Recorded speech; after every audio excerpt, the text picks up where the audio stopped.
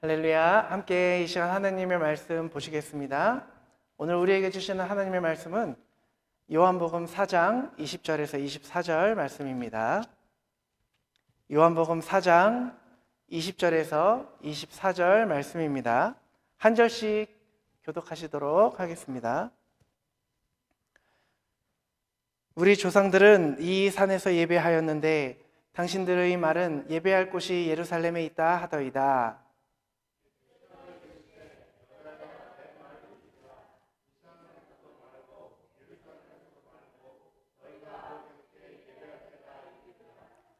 너희는 알지 못하는 것을 예배하고 우리는 아는 것을 예배하노니 이는 구원이 유대인에게서 남이라.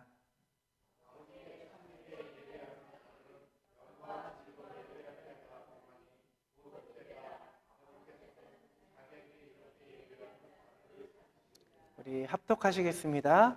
하나님은 영이시니 예배하는 자가 영과 진리로 예배할지니라. 아멘. 저희가 지난주에 함께 말씀을 나누면서 이제 본질에 대한 얘기를 나눴죠. 그래서 초대교회 사도들이 문제 앞에서 말씀과 기도라는 그런 교회의 본질로 돌아갔더니 하나님의 말씀이 왕성하여지고 교인의 수가 아니라 제자의 수가 많아졌다라는 것을 우리가 함께 나누면서 문제 앞에서 우리가 교회 본질로 돌아가자라는 얘기를 나눴었지요. 무엇이든지 기초가 중요한 법입니다. 그래서 우리가 기초가 제대로 다져져 있지 않으면 어느 정도 좀 실력이 늘어나는 것 같아도 열심히 해도 어느 순간 한계에 부딪히게 됩니다. 금방 벽에 부딪히게 되죠. 우리가 기초가 중요한데 그럼 예배의 본질이 무엇이냐? 말씀과 기도, 이것이 예배의 본질이다라고 했을 때 그러면은 교회의 본질이라고 했을 때 교회의 기초가 무엇이냐라고 할 때 우리는 예배라고 얘기를 할 수가 있겠습니다. 그래서 예배는 신앙생활의 가장 기본이고요. 예배는 하나님과의 끈입니다. 그래서 우리가 하나님을 믿는다라고 얘기할 때 크리스천이냐 비기독교인이냐를 얘기를 할 때 교회에 나가냐 예배를 드리러 가냐 안 가냐 이거에 따라서 좀 기준이 나눠지기도 하죠. 그래서 오늘 저희는 예배가 무엇인지에 대해서 같이 한번 얘기 나눠보면서요. 하나님이 찾으시는 진정한 예배자의 삶을 살기를 원합니다. 오늘 본문 말씀 중에서요. 4장 23절 하반절을 보시면요. 아버지께서는 자기에게 이렇게 예배하는 자들을 찾으신다라고 얘기를 하고 있습니다. 여기에 보시면 이제 찾는다라는 표현이 있죠. 찾으시느니라. 이 찾는다라는 표현은요. 이런 거예요. 제가 국민학교 3학년 때쯤 이제 가족 식사를 하러 갔다가 아버지가 주차장에 차를 가지러 가시는데 제가 몰래 따라간 적이 있어요. 반대편에서 이제 차 라이트가 비춰지니까 눈이 부셔서 눈을 가리고 봤는데 아버지를 놓친 거예요. 그래서 그 넓은 주차장에서 거기가 백화점 저희 고속터미널 같은 그런 넓은 곳이었는데 제가 한 5시간 정도를 헤맨 적이 있어요. 그리고 나서 부모님을 만났는데 어머니가 어떠셨겠어요? 눈이 퉁퉁 부어 계시더라고요. 우시느라고 눈이 퉁퉁 부어 계시는 거죠. 그래서 오늘 하나님께서 예배하는 자들, 예배자들을 찾으신다라고 할 때 이 찾는다라는 표현이 바로 이런 뜻으로 얘기를 하고 있는 거거든요. 그냥 찾아보고 없으면 말고 이런 식이 아니라 하나님은 반드시 찾으시는 사람이 있는데 그것이 바로 예배자다라는 거예요. 이렇게 찾는 거예요. 유일하게 하나님께서 찾으시는 성경에 두 사람이 있습니다. 한 사람은 오늘 예배자, 또 다른 사람은 중보자인데 중보자에 대해서는 제가 볼 때 내년으로 넘어가야 될 것 같아요. 다음 주는 저희가 찬양에 대한 말씀을 나누고 그 다음부터 이제 대림절을 들어가게 되기 때문에 그래서 성경에서 찾는다라고 표현하는 사람이 이 예배자입니다. 성경에서 하나님은 죄인에게들까지도 내가 죄인들을 찾으러 간다고 안 하시거든요. 오라 수고하고 무거운 짐진 자들아 다 내게로 오라. 찾아와라. 아쉬운 사람이 찾아오라고 얘기를 하거든요. 그런데 하나님께서 찾으시는 사람은 예배자를 찾으신다는 거예요. 우리가 주일이 되면 제가 어느 날 예배를 이렇게 인도를 하는데 그런 깨달음이 오더라고요. 그때는 제가 11시 예배를 드릴 때였는데 11시가 되면은 전 세계에, 물론 이제 시차가 좀 다르겠지만 11시가 되면 모든 믿는 자들이 교회에 나와서 함께 예배를 드립니다. 엄청난 거거든요. 그렇게 많은 성도들이, 크리스천들이 정해진 시간에 나와서 한꺼번에 같은 시간에 하나님께 예배를 드리면 뭔가 좀 역사가 일어나도 일어나야 되지 않겠습니까? 그런데 쉽지 않아요. 그런 역사들을 찾기가 쉽지 않습니다. 왜냐하면 주일에 교회 가시는 분들이 그렇게 많은데도 하나님이 찾으시는 마음에 흡족하신 예배자가 많지 않다라는 거예요. 하나님께서 예배자를 찾는다라고 하면 그러면 무엇이 예배인지, 그럼 내가 어떠한 사람이 되어야 되는지를 우리가 알아야 되지 않습니까? 오늘 본문이 요한복음 4장인데요. 이제 요한복음 4장을 예배에 대한 설명을 했다면 요한복음 3장은 이제 그 거듭남에 대한 설명을 해주세요. 예수님께서 거듭남에 대한 원리를 설명하고 계신데 누가 나오냐면 니고데모라는 사람이 나와요. 니고데모 한번 들어보셨죠? 어떤 사람이냐면 니고데모는 항상 율법을 연구하던 사람이에요. 성경에 능통했던 사람이었고 성경을 가르치는 사람이었어요. 그런데도 거듭나지 못했다는 겁니다. 거듭남이 무엇인가에 대해서 설명을 하셔야 되는데 그 모델로 성경을 평생 연구하고 가르치는 사람을 모델로 쓰셨단 말이에요. 그런데 예수님께서 하시는 말씀이 니고데모 거듭나지 못했다라고 얘기를 하고 계십니다. 왜냐? 우리가 저희가 저희를 볼 때 나는 법 없이도 살아갈 사람이야. 나는 윤리적으로 아무런 문제가 없어. 나는 성경을 잘 알아. 오랫동안 하나님을 섬겨왔어. 그랬다 할지라도 니고데모처럼 거듭나지 못한 사람이 있을 수 있다는 겁니다. 한 가지 말씀을 드리자면 우리 중에서도요 거듭나지 못할 수 있어요. 2대, 3대 예수님 믿는 집안에 태어났어도 거듭나지 못할 수 있다는 거죠. 윤리적으로 문제가 없어도 목사라도 거듭나지 못할 수 있습니다. 그것을 말해주시려고 예수님이 요한복음 3장에 니고데모라는 사람을 쓰셔서 거듭남에 대한 원리를 설명해 주셨죠. 그렇다면 오늘 요한복음 4장, 오늘 예배에 대한 원리를 설명해 주시기 위해서 누구를 모델로 쓰셨어요? 수가성 여인을 쓰죠. 어떤 사람이었어요? 남편이 5명이나 있었어요. 여러분 만약에 누가복음 2장을 보면요 안나라는 사람이 나와요. 한나 말고 안나라는 사람이 나오는데 이 사람이 어땠냐면 결혼을 했어요. 7년 만에 과부가 됐습니다. 나머지 84년 동안 과부로 살면서 성전을 떠나지 않고 금식하면서 기도하면서 성전을 섬기고 하나님을 섬겼던 안나라는 사람이 있었습니다. 어떠세요? 예배는 안나와 같이 드려야 된다. 좀 이해가 되시잖아요. 그런데 오늘 이 수가성 여인, 삶에 만족이 없었어요. 남편을 5명이나 바꿨어요. 그런 사람을 모델로 삼으시면서 우리에게 예배가 무엇인지에 대해서 설명해주고 있다는 거지요. 하나님의 눈으로 보실 때에는 이 수가성 여인이 예배를 설명할 때 가장 적합한 모델이었기 때문입니다. 왜 그 사람이 이 예배의 모델이 되었을까? 왜냐면요, 그것은 채워지지 않는 목마른 그러한 인생이라는 거예요. 우리 모든 인간들은 그러한 삶을 살아간다는 거예요. 이 수가성 여인은 남편을 5이나 바꾸면서 인생의 목마름을 채워보려고 했는데 여전히 채워지지 않고 목마릅니다. 목마른 인생의 대표적인 사람이었어요. 그 여인에게 예수님께서는 13절, 요한복음 4장 13절, 14절에 이렇게 말씀을 하시죠. 이 물을 마시는 자마다 다시 목마르느니와 내가 주는 물을 마시는 자는 영원히 목마르지 아니하겠다라고 말씀을 하십니다. 남자가 네 삶에, 네 마음의 갈증 채워주지 못한다. 권력이, 돈이 네 마음에 갈증 못 채워준다. 하나님께서는요 모든 우리 인생의 마음 가운데 영적인 갈증을 주셨어요. 그래서 이 갈증 때문에 어떤 사람들은 그 갈증을 채우려고 술을 마시기도 합니다. 어떤 사람들은 이성을 통해서 채우려고도 하고요.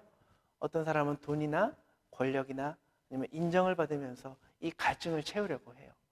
그런데도 이 갈증이 사라지지 않죠.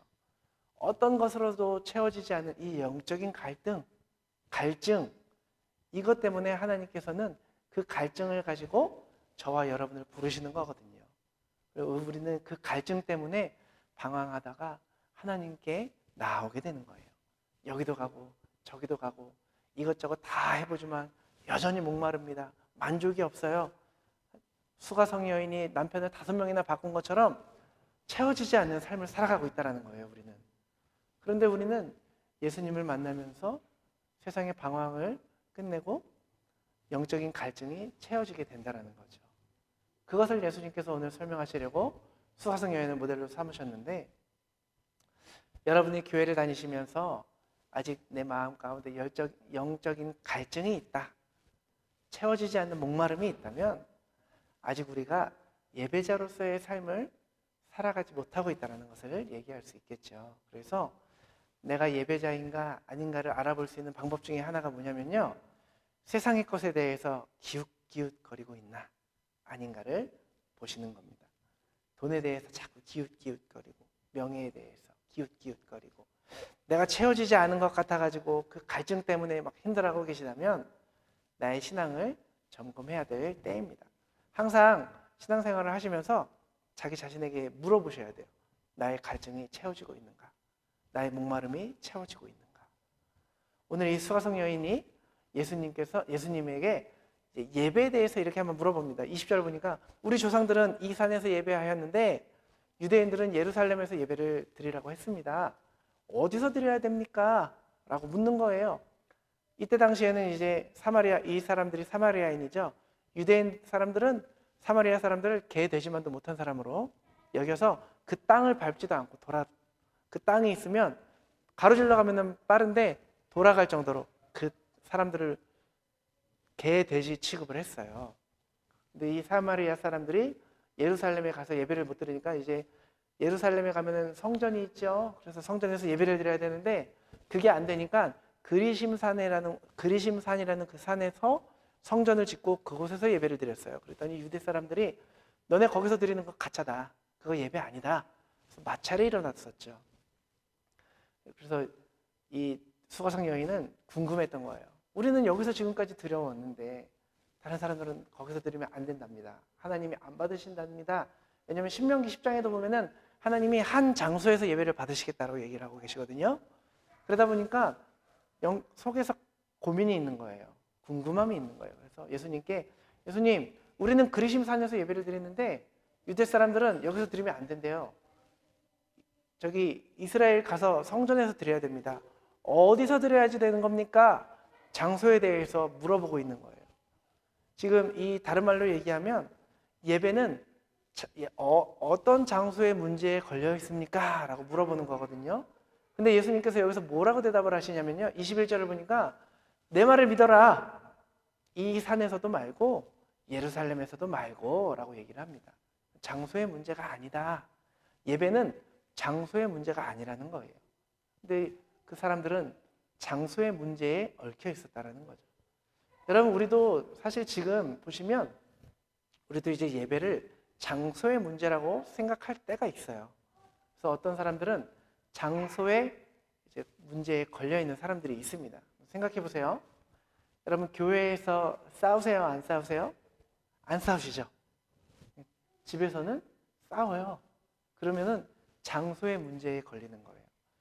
교회 오는 길에 막 마찰이 생겼어요. 사소한 걸로 좀 이제 감정이 상하고 조금 언성이 높아졌어요. 싸우다가 교회 앞에서 차에서 내리기 전에 교회 왔으니까 나중에 얘기합시다 이러고, 교회에 와서는 막 웃으면서 집사님, 형제님 사랑합니다, 축복합니다 하고 다시 돌아가는 차 안에서 그래서 우리 어디까지 얘기했지 하면서 막 마찰이 다시 한번 일어나고 한다면 장소의 문제에 얽매여 있다는 겁니다. 어떤 사모님이요, 어느 날 강대상 위에 자리를 쫙 이불을 딱 깔더래요. 그래서 왜 그러냐 그러니까 우리 남편 목사님이 여기만 오면 그렇게 자상할 수가 없다고. 그래서 나는 강대상 위에 있는 남편 목사님의 모습만을 보고 싶다면서 강대상에다가 자리를 깔더랍니다. 그러면은 그 목사님도 장소의 문제에 걸려 있다라는 거죠. 마치 이 수가성 여인처럼 우리가 어디서 예배를 드려야 합니까? 하고 장소의 문제에 얽매여 있는 사람들이 있다라는 거죠. 그래서 주일날에는 교회에 와가지고서 너무 영적인 찬양도 열심히 하고 기도도 열심히 하시고 예배도 열심히 드리세요. 그런데 집에만 오면 집에서는 좀 다른 모습이, 다른 삶을 살아간다면 이거는 예배자의 삶이 아니라는 거죠. 장소의 문제가 아니다라는 겁니다. 예배라는 것은요. 그러면은 뭐에 대한 문제냐? 4장 21절 하반절을 보니까요. 예수님께서 아버지께 예배할 때가 이른다라고 얘기를 하고 있습니다. 때, 시간의 문제라고 그랬어요. 지금까지 구약의 하나님께서는 성전에서만, 예루살렘 성전에서만 우리를 만나 주셨다면 예수님께서 십자가에서 죽으시고 육체가 찢기시고 성전의 휘장이 찢어짐으로 이제 더 이상 예배는 장소의 문제가 되지 않는다라는 겁니다. 오순절에 성령님이 오셨죠. 믿는 자 속에 성령이 들어가셨잖아요. 이제 그러면은 내 자신이 성전이 되는 거거든요. 들어보셨죠? 내가 성전이다. 내 몸이 하나님의 성전이다. 그러면은 내가 움직이는 성전입니다. 내가 움직이는 교회가 되는 겁니다. 그러면은 여러분 한 사람 한 사람이 다 성전이잖아요. 성전이 있는 곳에 예배가 있어요. 여러분이 계신 모든 곳이 예배의 장소가 되어야 된다는 겁니다. 여러분들 안에 하나님이 계시기 때문에 여러분들이 움직이면 성전이 움직이는 거예요. 내 안에 하나님이 계시기 때문에 우리의 삶이 예배가 되는 겁니다. 우리의 삶이 예배가 되어야 된다는 말도 들어보셨잖아요. 이런 의미거든요. 우리가 살아가는 모든 장소가 다 예배의 자리라는 겁니다. 그렇다면 우리가 흔히들 예배를 통해서 은혜 받았습니다라는 얘기들 많이 하시죠. 여러분들이 성전이라면, 여러분들의 삶이 예배라면 여러분들의 삶 속에 은혜가 있어야 되는 겁니다. 여러분 은혜의 삶을 살아가고 계시죠? 은혜의 삶을 살아가시기를 축복합니다. 예배라는 것은요, 또 문자적으로 또 의미가 있어요. 히브리어로 예배가 이제 두세 가지 뜻이 있는데 다 합쳐서 얘기를 하자면 엎드리다, 절하다, 무릎을 꿇다 라는 뜻이 있어요. 그러면 하나님께 예배를 드린다는 말이 뭐냐면 하나님 앞에 엎드리다, 하나님께 절하다, 하나님 앞에 무릎을 꿇다라는 뜻입니다. 이 말의 공통점이 뭐냐면 하나님 앞에 나를 낮춘다라는 뜻이 있지요.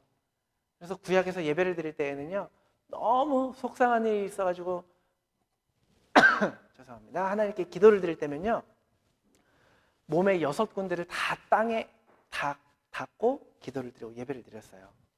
머리, 두 무릎, 두 손바닥, 이렇게 머리, 이마, 두 손, 두 무릎, 가슴 6군데가 바닥에 다 닿아야 됩니다. 많이 엎드릴수록 내 몸이 땅에 많이 닿으면 닿을수록 그게 예배가 되는 겁니다. 근데 우리는 그렇게 드릴 수가 없잖아요, 지금은. 그러면 우리는 무엇을 엎드려야 되니까 우리의 마음을 하나님께 엎드려야 된다는 겁니다. 저와 여러분들의 마음이, 마음의 이마와 마음의 손바닥이, 마음의 가슴과 무릎이 하나님 앞에 와서 내가 최선을 다해서 바짝 엎드릴 때에 그게 예배가 되는 겁니다. 예배라는 것은요, 엎드리는 겁니다. 그리고 여러분 본질적으로 예배는 하나님께 최고의 것을 드리는 게 예배예요. 기독교인들이 조심해야 될 게 한국 교회가 많이 이렇게 잘못된 방향성을 가지고 나갔던 것이 기복신앙이지요. 기복신앙은 뭐예요? 받는다라는 뜻이 있어요. 그런데 예배는 받는 게 아니라 우리가 드리는 겁니다. 성경적인 개념을 보자면 구약에서 이제 예배를 좀 사건으로 한번 보겠습니다. 여러분 잘 아시는 사건. 창세기 22장에 보면은 아브라함이 이제 이삭을, 자기 아들을 하나님께 드리죠. 그러면서 5절을 보면 아브라함이 종들에게 이르되 너희는 나귀와 함께 여기서 기다리라. 내가 아이와 함께 저기 가서 예배하고 라고 얘기를 합니다. 예배를 다 합니다. 이때 처음으로 예배라는 단어가 나오거든요, 성경에서요. 모리아 산 밑에서 아브라함이 종들에게 너희 여기서 기다리라 하고 산 정상에서 하나님께 예배하러 올라갑니다. 아브라함이 올라가서 뭐 하려고 했어요? 이삭을 바치려고 했죠. 그거를 아브라함은 뭐라고 얘기를 합니까? 예배라고 얘기를 하고 있습니다. 예배는 뭐냐? 아들의 배에 칼을 대는 게 예배다라고 얘기하면 우리 모두 다 어렵잖아요. 아브라함이 자녀의 배에 칼을 댔다는 것이 뭐냐면 하나님께 순종하는 것이 예배라는 거예요. 하나님의 말씀에 칼로 딱 내려치려는 그 순간 천사가 하나님의 사람이 와서 12절로 넘어가 주시면 네 아이에게 손대지 말라. 아무 일도 하지 말라. 네 아들 독자라도 내게 아끼지 아니하였으니 라고 얘기를 하지 않습니까? 하나님을 위하여 아들도 아끼지 않는 것이 예배라는 겁니다. 하나님을 위해서 내 자식도 바칠 수 있는 게 예배라면, 그러면 자식이 아브라함에게 어떠한 개념이었냐는 거죠. 아브라함에게 자녀는 가장 귀한 것이었어요. 아브라함이 바칠 수 있는 것 중에 최고의 것이었어요. 아브라함이 산 정상에서 아들의 배에 칼을 댑니다. 다른 말로 표현하면 아까 말씀드렸다시피 하나님의 말씀에 순종하는 겁니다. 이것이 예배라는 거죠. 그래서 예배에 대한 개념 속에 두 가지 요소가 있는데, 첫째로는 여러분들이 하는 일에 목적이 있어야 된다는 거예요. 네가 네 아들 독자라도 아끼지 아니하였으니 라고 말씀했다는 것은, 아브라함이 이삭을 칼로 죽이려는 이유가 뭡니까? 하나님께 드리기 위해서였죠. 그게 목적이었습니다. 하나님을 위해서 하는 모든 행동이 예배라는 거예요. 또 하나의 요소가 있어요. 아끼지 않았으니 라고 얘기를 하죠. 그렇다면 뭐냐면 이것은 최선을 다하는 것이라는 뜻을 가지고 있어요. 예배의 두 가지 요소입니다. 하나님을 위해서 최선을 다하는 것, 이것이 예배라는 거죠. 제가 앞에서 설교를 하지 않습니까? 설교 자체는 예배가 아니에요. 이것이 여기서 있는 것이 나를 위해서 하는 거라면 이것은 예배가 되지 않는다는 거죠. 그러나 하나님을 위해서 제가 최선을 다해서 설교를 준비하고 최선을 다해서 말씀을 전한다면 그것이 예배가 되는 거예요. 저는 설교로 예배를 드리는 거고, 또 어떤 분은 찬양 인도로, 또 반주로, 또 미디어로 예배를 드리시는 거고, 또 여러분들은 이렇게 이 자리에 앉아서 예배를 드리시는 거예요. 여러분들이 찬양 인도를 하시던, 미디어를 하시던, 반주를 하시던, 앉아서 예배를 드리시던, 여기 있는 목적이 하나님을 위해서라면, 또 최선을 다한다면, 최선을 다해서 찬양하시고, 또 최선을 다해서 또 PPT를 하시고, 미디어를 하시고, 또 여러분들은 최선을 다해서 찬양하시면서 기도하시고 말씀을 들으신다면 그게 예배가 된다는 겁니다. 여러분, 학생이 있어요. 학생이 공부를 합니다. 그런데 공부해서 나 먹고 나 잘 살려고 공부를 해요. 그러면 목적이 다르죠. 내가 공부를 하는데 하나님을 위해서 공부를 하는 거예요. 그리고 최선을 다해서 공부를 해요. 그러면 그게 예배가 되는 겁니다. 여러분들 각자의 자리에서 여러분들의 일을 할 때에 나를 위해서가 아니라 하나님을 위해서 하시고 최선을 다한다면 바로 그 삶이 예배의 삶이 된다는 겁니다. 여러분, 항상 생각하시기를 바라요. 내가 하고 있는 이 일이 누구를 위해서인가? 나를 위해서인가? 하나님을 위해서인가? 또 내가 지금 이 일을 하고 있는데 나는 최선을 다하고 있는가? 아닌가? 약간 좀 쉬우니까 괜찮아, 좀 천천히 하지, 아니면 최선을 다하고 있는가? 그게 예배라는 거예요. 오늘 우리가 예배에 대해서 함께 말씀을 나눠봤는데요. 예배가 뭐냐? 여러분들 속에, 마음속에 하나님을 놓치지 않는 게 예배고요. 내 몸이 성전이기 때문에 내가 어디를 가든 그곳이 예배의 자리가 되어야 된다는 것. 예배는 장소에 국한되는 것이 아니다. 또 예배가 뭐냐? 최고의 것을 하나님께 드리는 것. 하나님을 위해 최선을 다하는 것. 이것이 우리의 삶의 예배인 줄 믿습니다. 여러분들이 이렇게 살아가신다면요, 하나님께서 여러분에게 모든 것을 더해 주신다는 거예요. 먼저 그 나라와 의를 구하라. 또 나중에 설교를 한번 나눌 때가 있겠지만, 그의 나라와 그의 의를 구한다는 것은 하나님과의 관계를 얘기하는 건데, 우리가 그런 예배가 될 때에, 예배의 삶이 될 때에 모든 것을 더해 주신다라고 얘기하지 않습니까? 여러분들의 인생을 책임져 주신다는 겁니다. 우리가 예배자의 삶을 살아갈 때에. 그래서 우리가 모두가 예배자의 삶을 살아가셔서 하나님 앞에서 온전한 예배를 드리시고 또 하나님의 손에 붙들려서 살아가시는 저와 여러분이 되시기를 주님의 이름으로 축복합니다. 기도하시겠습니다.